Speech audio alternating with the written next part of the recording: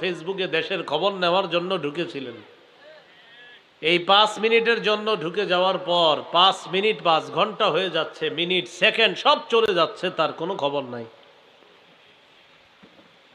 রাসূলুল্লাহ সাল্লাল্লাহু আলাইহি সাল্লাম বললেন, দুটি নিয়ামত মানুষ উদাসীনতার সাথে নষ্ট করে দেয়, এর মধ্যে একটা সুস্থতার, একটা অবসর সময়। সময়গুলোকে যেন আমরা মূল্যায়ন করতে পারি, আল্লাহ তৌফিক দান করেন। আমিন।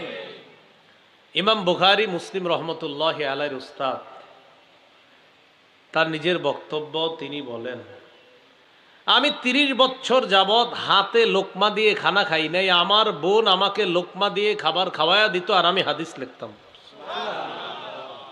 মানে চিন্তা করে, খাইতে গেলে যদি সময় নষ্ট হয় তো আমি, আমার বোন খাওয়ায়া দেখ, আমি হাদিস লিখি। ইমাম বুখারী মুসলিম রহমতুল্লাহ উস্তাদ 30 বছর এমন হয়েছে।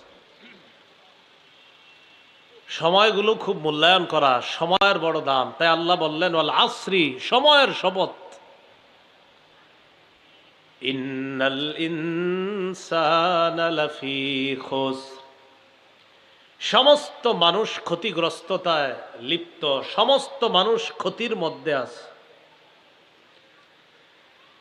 ইল্লাল্লাযীনা আমানু ওয়া আমিলুস সালিহাতি ওয়া তাওয়াসাউ বিল হাক্কি ওয়া তাওয়াসাউ বিস সাবর, তবে তারা ক্ষতির মধ্যে না যারা ঈমান এনেছে, নেক কাজ করেছে, একে অপরকে হকের ওসিয়ত করেছে, সবুরের ওসিয়ত করেছে, তারা ক্ষতির মধ্যে না, তারা সফল।